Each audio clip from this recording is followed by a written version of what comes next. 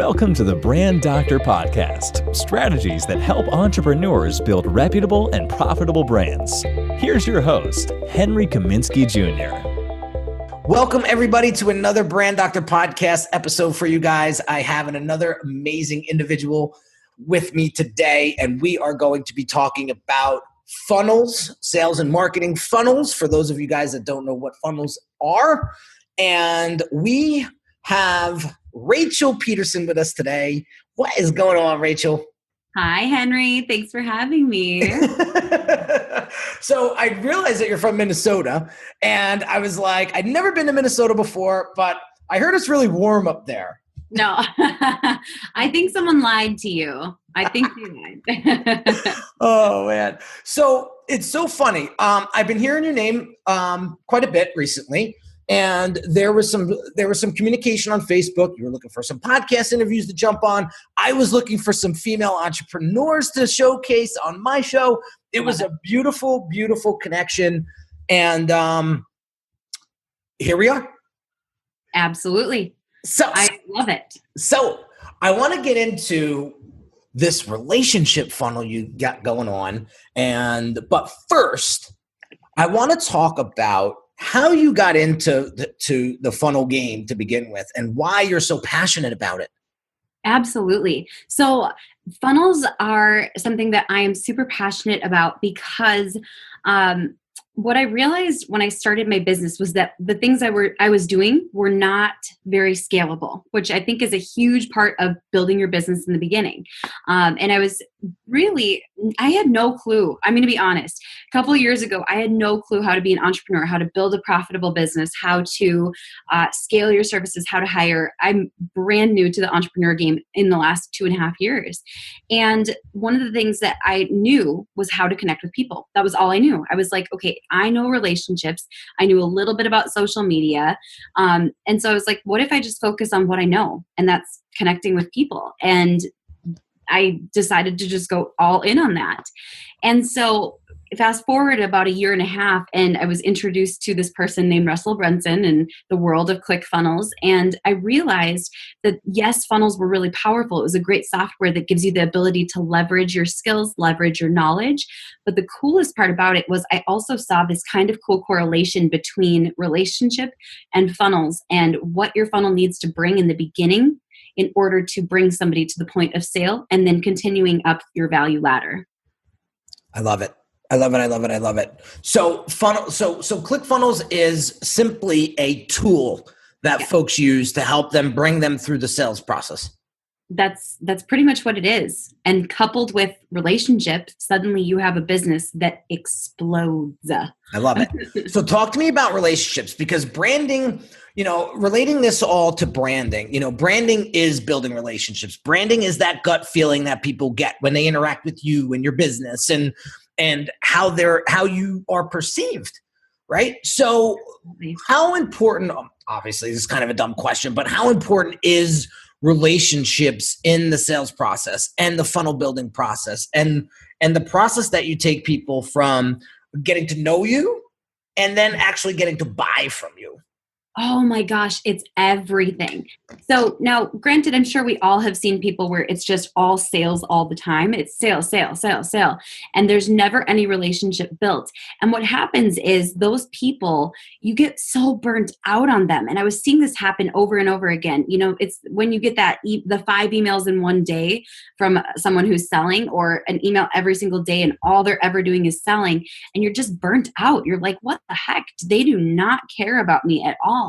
And you walk away disillusioned about the industry, the person, the products and services that I'm sure that they have that deliver value.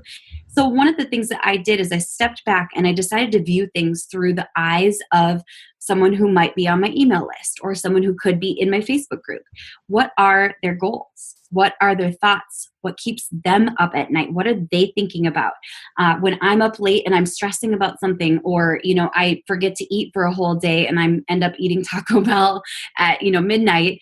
When those things happen, are they experiencing those same things? And how can I relate to that person with that exact story?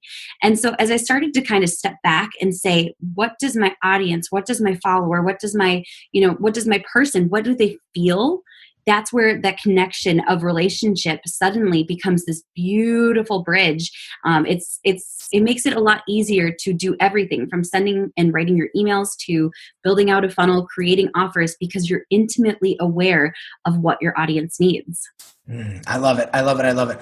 And I preach this with my clients as well. I mean, how do you expect to put the right message in front of the right people if you don't know who those right people are, right? Yes. And what their challenges are, what are their pains, what keeps them up at night. And I use this 70, 20, 10 rule. And it's 70% of the time, I am actually doing all my research and homework on the folks that I want to do business with and I want to help. 20% of the time is actually communicating, right? And 10% of the time is actually working with them, right? And so you have to understand that the more you know about your audience, the more that they're going to feel like you get them. And so, Rach, that makes so much sense. But people like to do everything ass backwards, I noticed. You know, they want to go right into the straight sell. They want to go into talking about themselves and how they're so awesome, you know, but they never start to ask those questions. It burns your audience out. It's the craziest thing. I see people a lot who launch products and they're disappointed with what they see. They say, why is no one buying this? Why? I thought this was going to be a hit. I did the right steps. I did the launch formula. I did this. I did that. I have a funnel. Why is nothing working? Well, it's because exactly what you said. You did it backwards. You created the product and then just decided, how do I get people to the product? Instead of saying, who are the people? And when you know who your people are, it's easier to write copy. Hello, you get into their brains, right? Oh my God. It's funny you say that. So I do a daily email. People think I'm absolutely crazy, but my list has grown exponentially since I started doing these daily emails. And they're very much like what Russell calls like the Seinfeld email, if you will. But I have to tell you, ever since I started doing that, the connection I have with my audience has only gotten more intimate, and I've only gotten more sales from it. And the funny thing is, I don't want to lose my train of thought. We were talking about, what were we talking about? Knowing your audience makes it easier to write the copy. Yes, there we go. Perfect. Yep. Thank you. So when I really started to practice the research and the pain points and the challenges, I began writing my emails so direct and so in tune. It was like, people are like, are you underneath my couch? Right? So real quick, we are doing this for those that are listening to this on the podcast. We are doing this via Facebook Live. So we have a bunch of questions in the comments here that I want to get to. Paul Sabay has a great question. You know, what was your process for getting into the business?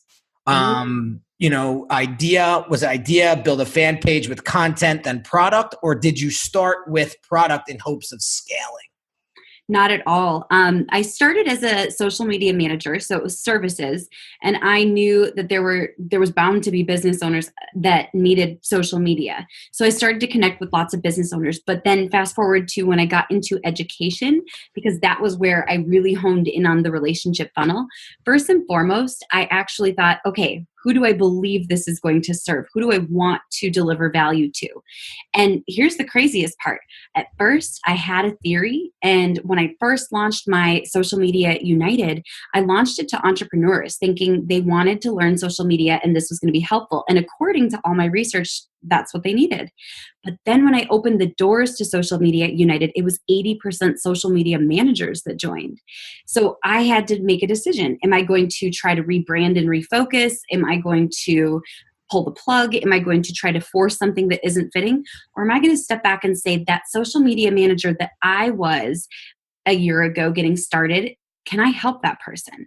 Because I know what I struggled with and they're struggling with the same things. And they're saying, Rachel, how do you do a proposal? How do you find clients? How do you secure a client? How do you know if you're crazy? Like those kind of questions. Am I crazy? Is the client crazy? Who's crazy? Those kind of things suddenly transformed the relationship because every single person who was in Social Media United was like, she gets it. She gets me. You know, it's funny you say that because I've noticed a influx of a certain type of client recently in my business. And so I started out as a graphic designer 10 years ago. And now I have this business that it just evolved and matured into this branding agency. And it's incredible. The clients that I'm working with and the lives that we're changing is just nuts. But to ever think that a one-man band graphic designer creative was going to have something like this today is just mind-blowing to me. But one of the things that I've started to get was tons of designers coming to me for consultation. And the way I look at it is we're all on this journey together, right? And so we're all trying to get to wherever we want to go. Like, I don't necessarily think of our entrepreneurial journey as there is a destination. I think it's just a constant trek, right? And we enjoy the benefits as we get to certain points in our career, right? Yeah. And so I always say, like, you don't need to know everything, and nobody knows everything.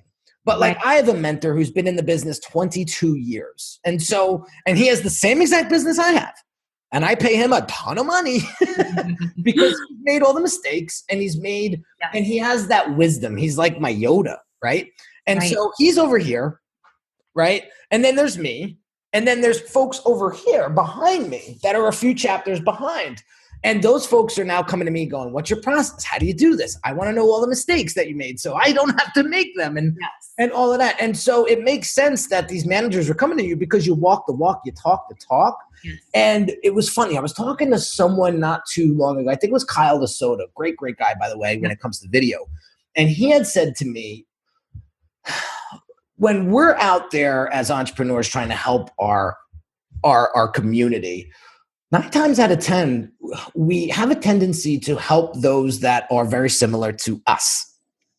And I heard about that. I thought about it and I said, he's absolutely right. Like, there's a lot of solopreneurs out there or small businesses out there that are all that have the same values as I do, that are looking at me and looking at you as being a few chapters ahead, of them. And why not, learn from those folks? The pet peeve I have is the folks that aren't quite qualified. Yeah. Right. To really get out there and sell their expertise because they've been in the game for a minute, if the big picture, right? And they're really ruining it for folks like us because, here we are that, we put in the work, we put in the time, and maybe we're the stupid ones, right? but what drives me crazy is those folks that are getting the attention but not delivering. And I have a huge, I don't know, I just have a huge gripe, and that's a story for another day. But let's continue on the conversation, but I think there is a few questions before we get into that. So hold on one second. Let me see, because very active group today. Henry, your camera setup is sick. Thank you, Nadeem. I appreciate it. Paul Sabay again. Rachel, did you know coding when you got started, and how much do you outsource? Oh my gosh. No, I don't know coding. I'm I'm technically quick. Like, I can pick things up. But I spend hours watching YouTube videos and everything. But thankfully I have not had to learn coding. That's where I'm really thankful for ClickFunnels and for funnels, because I can't code. Now, that being said, back in the days of MySpace, I would figure out how to make the right tweaks to my MySpace page. So I was able to figure out basic coding just through watching tutorials online. But no, I definitely am not a coder. I would never want to try to fully code anything, and you wouldn't want to see what I would do. So when it comes to outsourcing, I have an amazing team. I think I want to say 12 people on my team between my two businesses, between my agency and my university. So I outsource a decent amount. I will say I need to outsource more, and I know that. I'm pretty close to finally letting go and being like, all right, take some more. I need your help. So I outsource things that are not my zone of genius. Anything with tech integrations, I struggle with figuring them out. Oh, right, tech, it gives us all the heebie-jeebies. I outsource that. If my brain is not in a space where I can write copy, I outsource copy. That's a big thing. I'm either in a place where I'm thriving and excited and ready, or I'm not. Graphic design is something I can throw together quickly, but my stuff isn't beautiful. So anytime that a project is important, I'm going to outsource the graphic design. So my biggest thing is how important is this? Is this essential? What is the timeline? Am I in the right space for it? If I'm not in the right space, cool, I'll outsource it. And I will say I'm 8.5 months pregnant. So right now I am living on outsourcing. Well, congratulations. Thank you. That is awesome. We just had we just had our first baby 7 months ago. Oh, so he's fun. just a doll. Yeah. Yes. Drives us a little crazy sometimes, but it's so worth it. Completely worth it. Yes. Oh man. Well, that is amazing. And that's so exciting. Is that your first? No, this is my third and final. We're done. I'm so excited. So you're a pro at this. Oh, it's easy. That's why I was able to speak at Funnel Hacking Live 8.5 months pregnant. I wasn't scared because I was like, if I have the baby, I have the baby. What a cool marketing angle. What a story that would be. Go ahead. So we have some more questions. Brian Sherman has a great question. What is the most important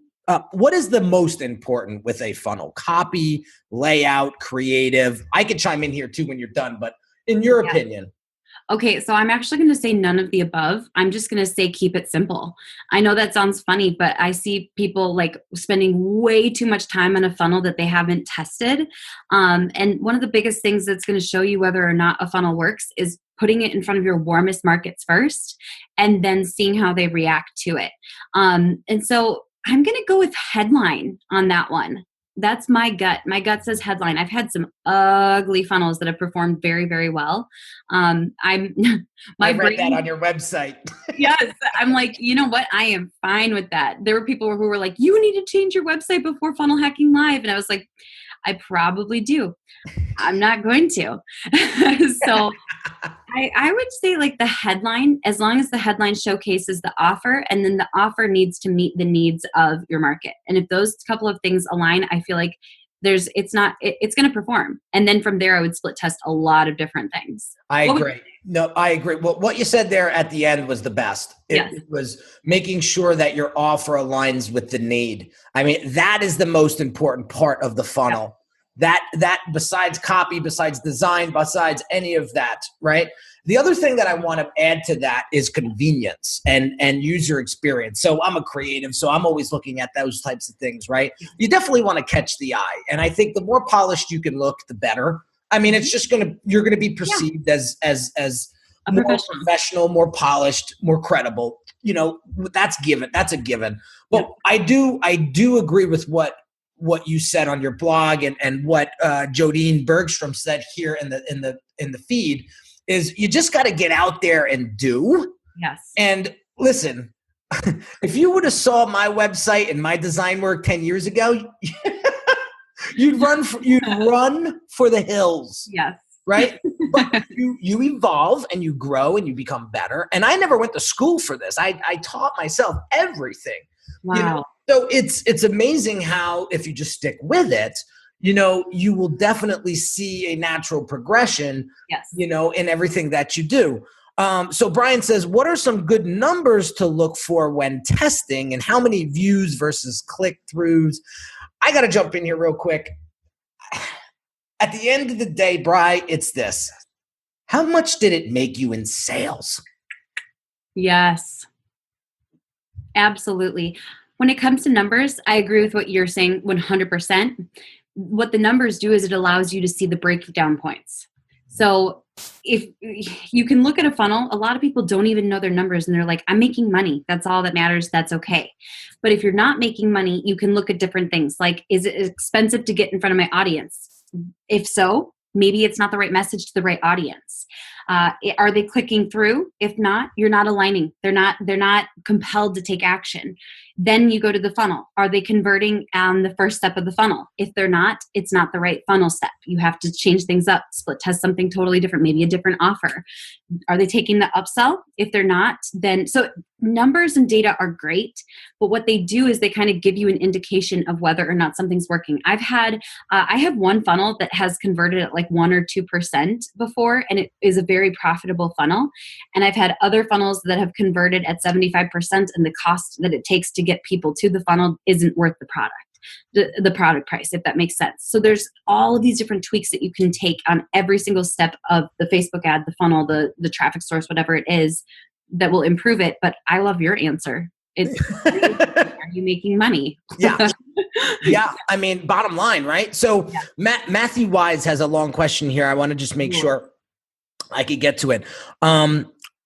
What's the key to selling a physical product through ClickFunnels? And what's the key factor to overcoming the trust factor of not being on a full website? Okay. I have this idea in my mind that people don't trust a landing page for a product as much as a website. Am I in the wrong mindset? Potentially. I will say I know a lot of funnels and landing pages that have made a lot of people a lot of money. One of my clients, or one of my former clients, she went from $4,000 months to $280,000 months with a landing page. And one of the things that you have to do is step back. Who is your market? What does your market need? So it's back to that original idea of relationship. Here's the issue I see. People will be like, I have this pair and I want to solve this pair. And so how do I get people to buy this pair? Wait, hold on. I have something that this audience wants. Why do they want it? Because it makes them feel this. Now, everything in your marketing centers around that. So instead of just focusing on, can I make money?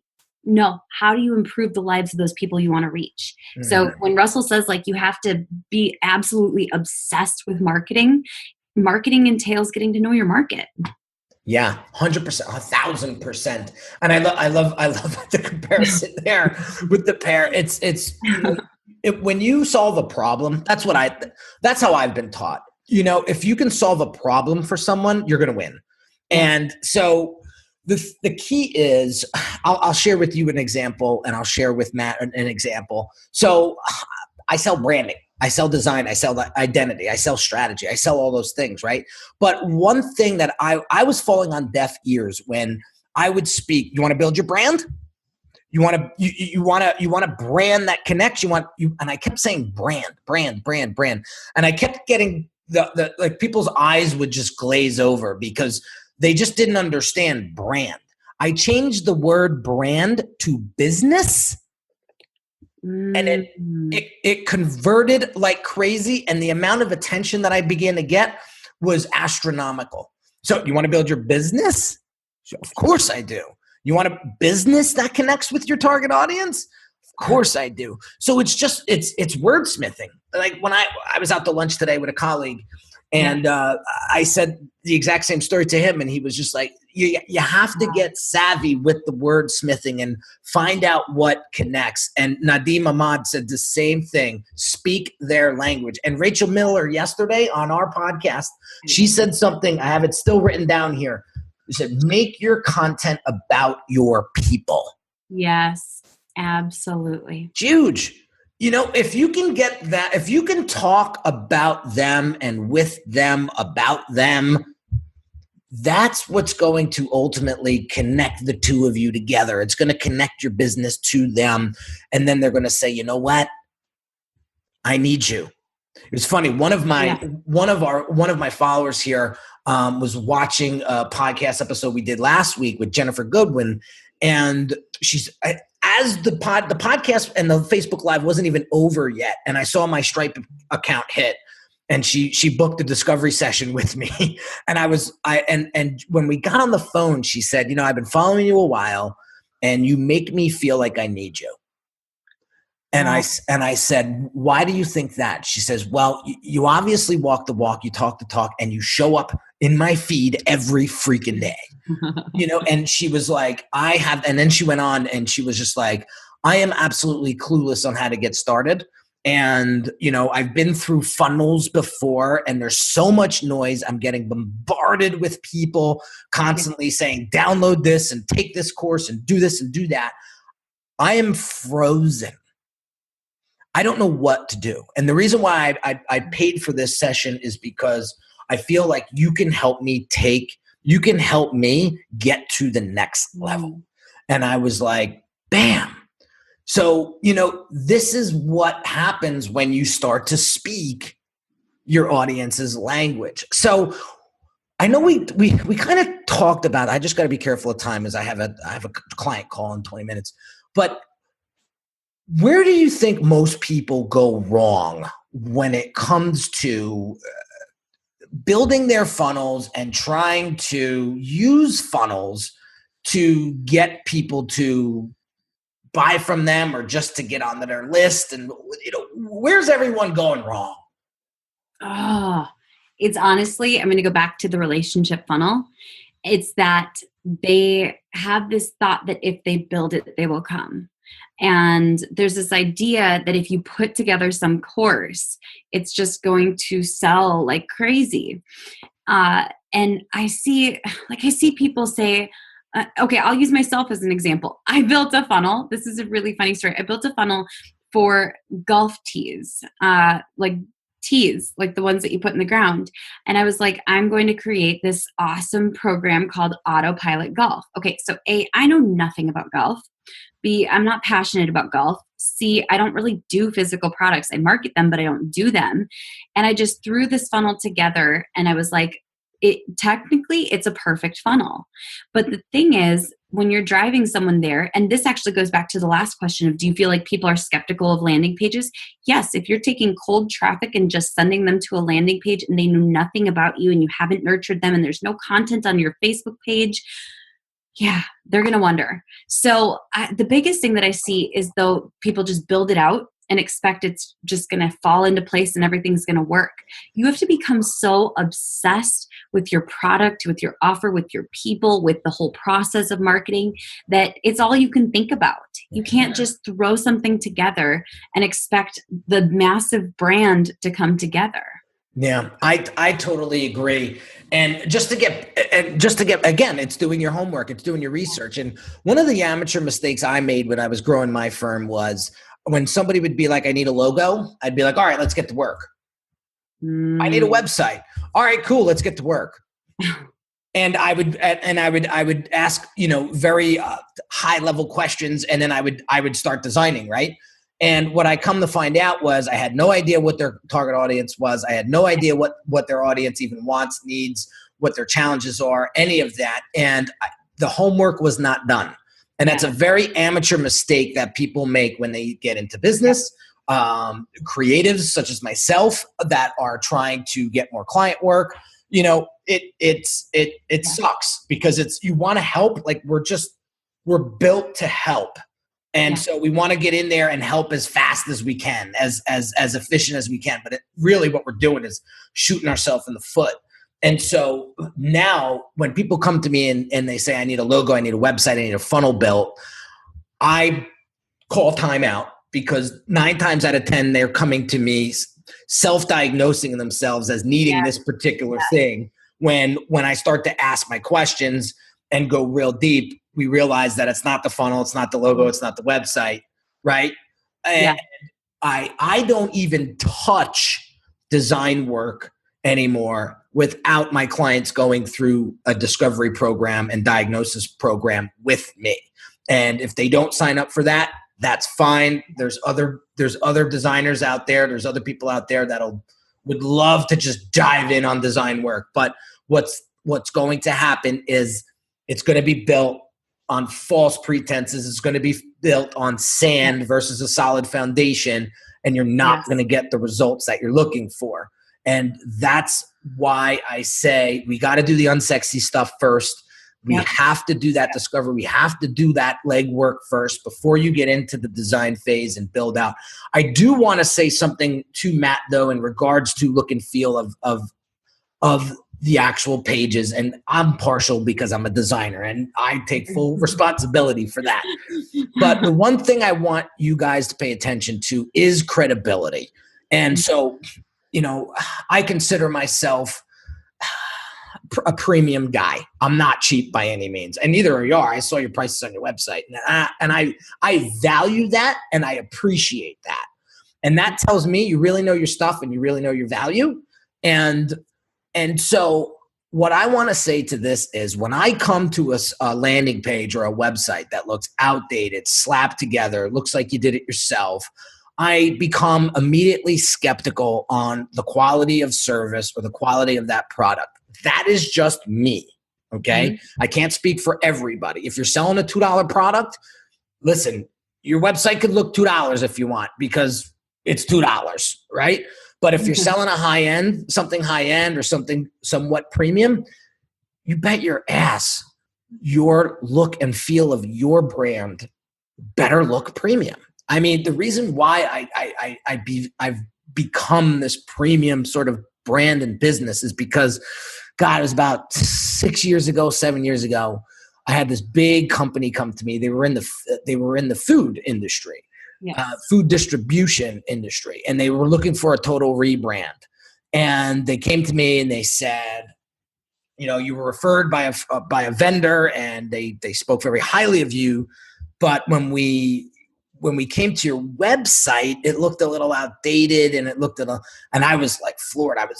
I took it personal. I was like, I'm a designer. My site should be a rate. So it was like $100,000 contract. And so we had a couple of conversations. I thought things were going great.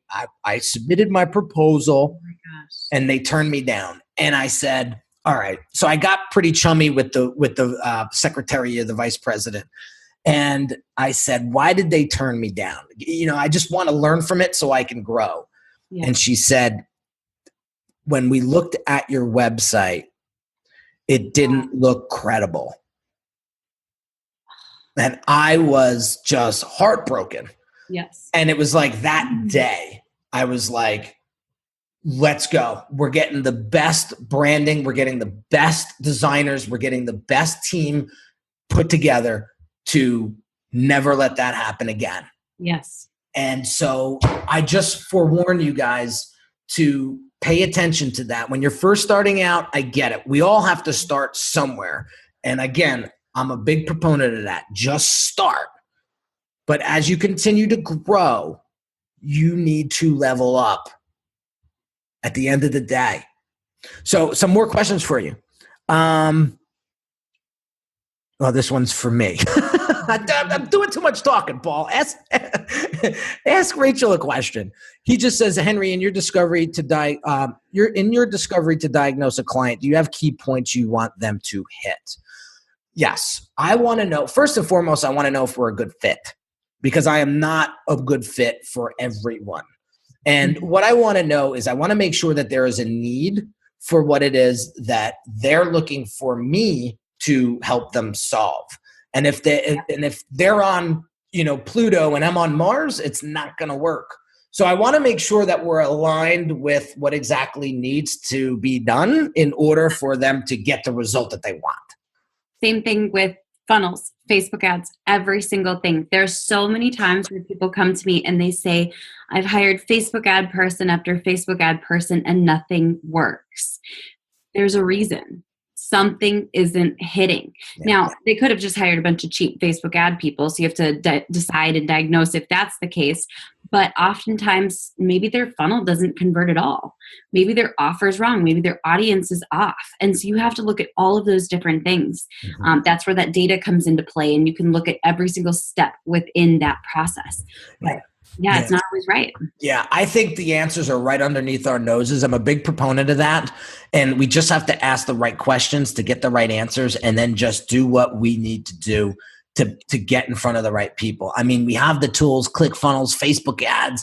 I mean, the tech is overwhelming. The tools are overwhelming. It's getting that relationship right. And that's where I want to drive this home and sort of round out this conversation is without great relationships, you will not have a converting funnel. You will not have a great brand. You will not have a great business. And that's where the world is going, guys. Like 5 years ago, when everybody was opting into everything and watching 50 hours of webinar a week, I think that ship sailed. Totally. People are only doing the things that they need to do most. They're cutting out the noise, which is good. That's beneficial. That means that now more than ever, if your messaging aligns with your market, oh my gosh, now you have a straight line of communication because they won't unsubscribe from your emails. That's it. And just keep showing up. Like, one thing about you is you're very consistent, which is fantastic. Thank you. You want to stay top of mind. You want to stay in front of the eye.